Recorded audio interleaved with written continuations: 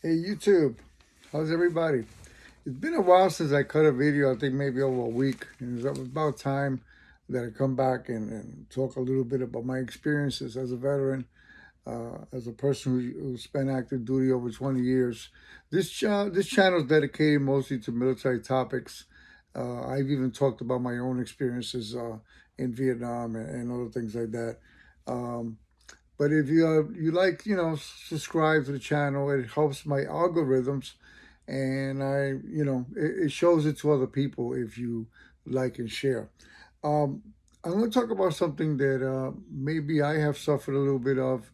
I've been never really been diagnosed with PTSD, but I know that I've had symptoms of PTSD, and I want to touch a little bit on that. I did a little bit of research. I wrote me some notes, and and want to talk about why the veterans don't really like to talk about their war experiences. I want to touch on that a little bit, and maybe you may have your own opinion, your own experiences that you want to elaborate on. I greatly appreciate if you comment and you can let us know your experience on this topic. PTSD, post traumatic stress disorder. Uh, when exactly this term actually came out, I don't know. And during World War II, they used to call it shell shock. In Korean War, they call it something else. And in Vietnam, same thing. It came out after, I believe, after the Vietnam era, where they started calling this PTSD. Um, and it basically deals with mostly, when we're talking about veterans anyway, when they witness death, uh, when they destruction, uh, their own fears. Okay, they may have some anxiety about that, some bad memories about that, and it triggers some sort of painful memories when they reflect on it, and it reopens their own emotional wounds that they may have. It causes anxiety when they think about it or talk about it. Sometimes some veterans may have nightmares or what they call flashbacks, where they actually see a scene in their mind of their experience. This flashback could come at any time. Um, and Reliving these events, when they relive them, can feel like going through them again. So maybe that's why a lot of them don't like to talk about them, because when they relive these events, it reminds them of these events and it haunts them again, and they don't want to relive these terrible things. I know that a lot of combat veterans, some of them may suffer from they're hyper vigilant. Uh, I'll give you an instance, a small example. When I go to a restaurant, I always like to sit, or any public place where I have to sit down. I prefer to be sitting where I'm looking at everything. I don't want to be, I don't like people behind me. I like to sit in the back. I like to observe what's going on at all times. Uh, why? I don't know. There's a lot of veterans that feel that way. And a lot of them, they suffer from hypervigilance. So when you're in a combat situation and you are constantly in fear that the enemy might shoot you, might ambush you, or observing you, you have this anxiety and you're constantly observing and looking and observing and listening and even smelling, and it's constant. And when you do this for long periods of time, it causes anxiety and stress. And sometimes when you come home from war, you still feel a little, especially in the beginning, a little hyper vigilant of your surroundings. Another thing that maybe veterans don't want to talk about their experiences because of guilt and loss. They feel guilty for their lost comrades. They have what we call survivor's guilt. And I'm going to touch a little bit on that at the end of this video about my own survivor's guilt.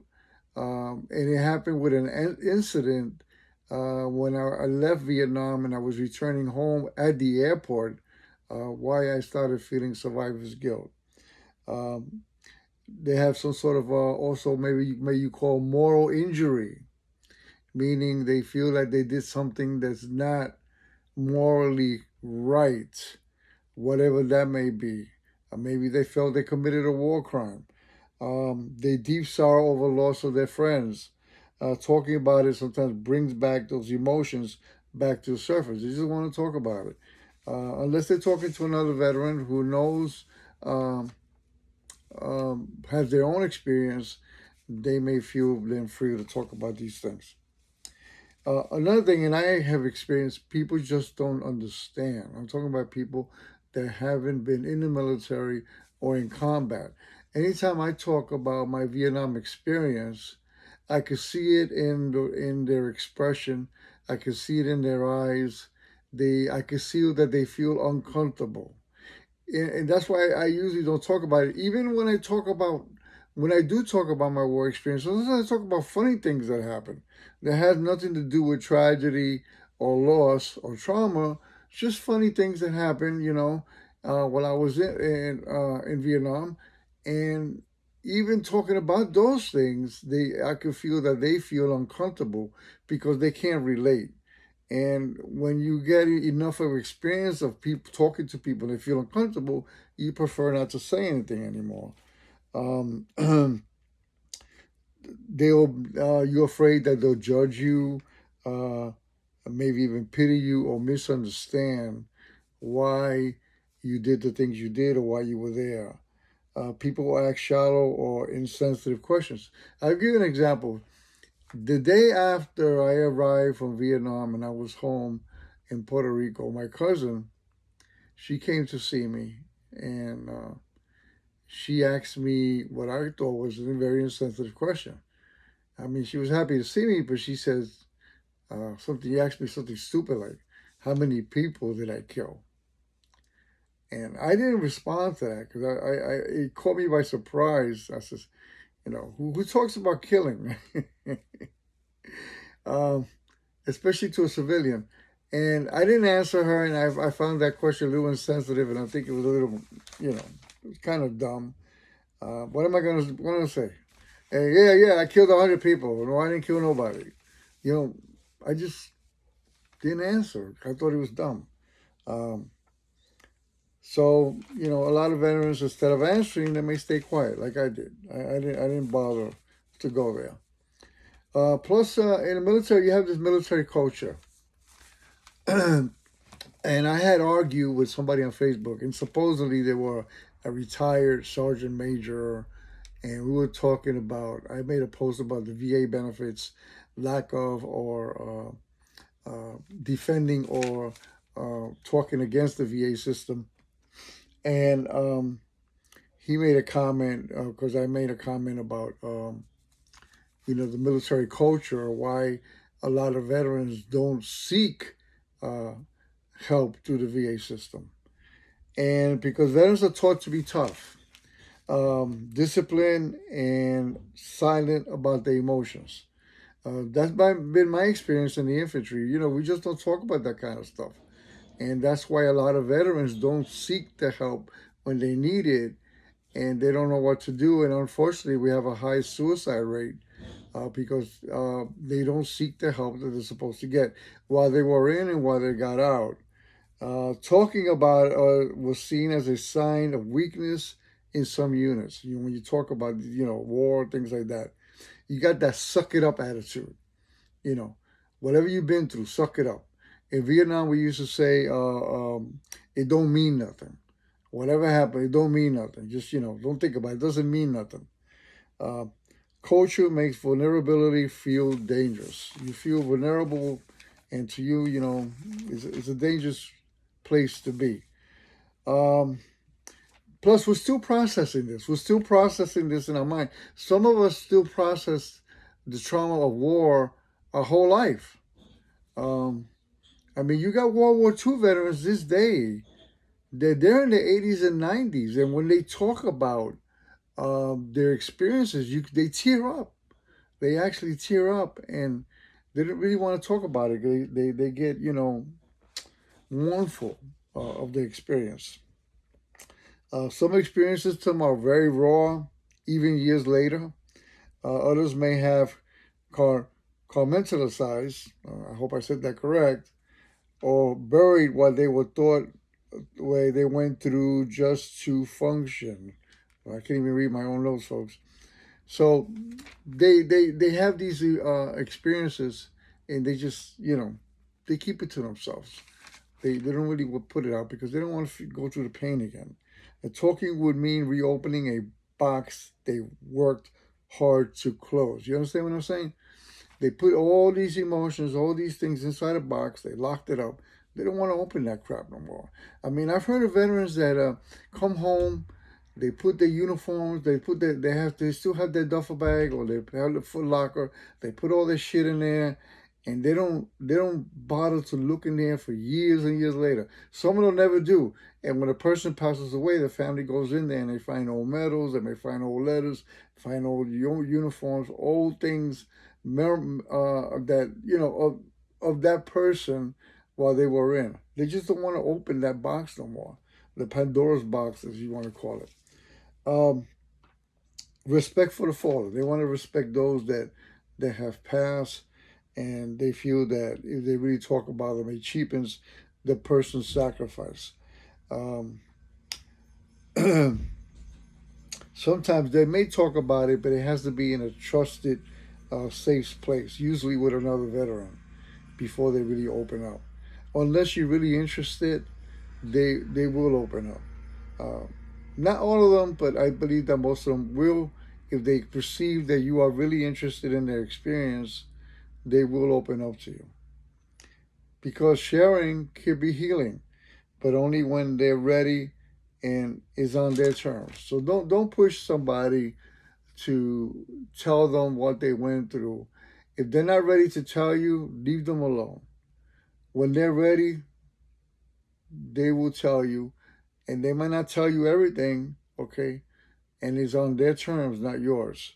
So you always have to remember that. And the final thought is, veteran silence isn't weakness, okay? It isn't. It's often a strength, respect, or self-protection.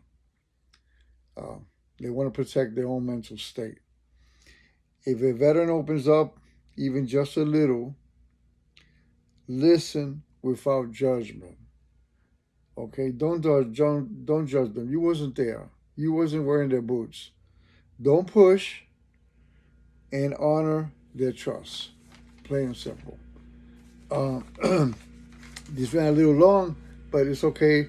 I want to talk about my experience when I came back from Vietnam, um, my survivor guilt. And I'll tell you why.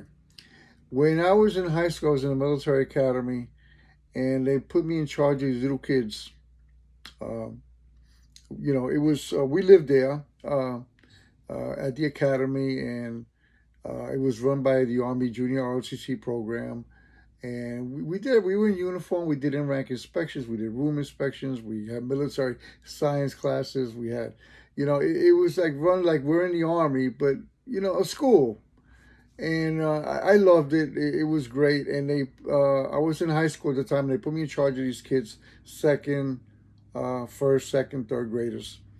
And we lived in this little bin area.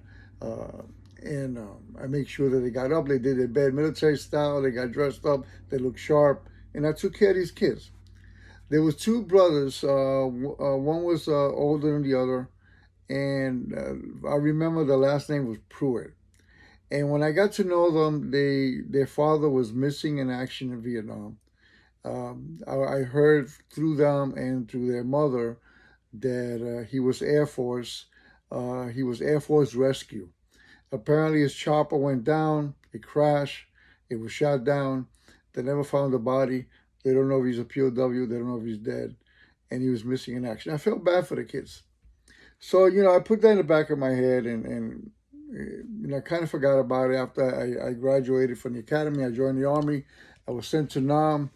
And I remember coming home from Vietnam the very first day when I was coming out of the aircraft into the area where people greet you and meet you just before the luggage pickup. And I noticed a crowd with signs. They weren't protesting nothing. They were like uh, cheering and celebrating some people that were behind me. I don't know what it was. I didn't even bother to read the signs. I could care less. I just was focused. Want to go home. I was buried in my own thoughts. And finally got home after maybe a 24-hour plane ride, or give or take. Um, then as I'm walking, I bypassed these people on my right who were cheering and smiling and laughing and waving signs. I hear my name on my left distinctively say, Jimmy, Jimmy, Jimmy. And I look, and guess who I see? I see the Pruitt brothers, little kids, and their mother. And it shocked me. I see them in the airport, and apparently they were waiting on somebody. And so I walked over to them, and I don't even remember to this day if I gave her a hug, if I hugged the kids, or I. All I know is that she asked me, "Oh, how you doing? How you been?" And I'm in uniform, and I said, "No, I'm fine. I joined the army, and I just came back from Vietnam." Just like that. And she said, "Oh, I'm glad everything's okay. Glad you came back." And the conversation ended just as quick.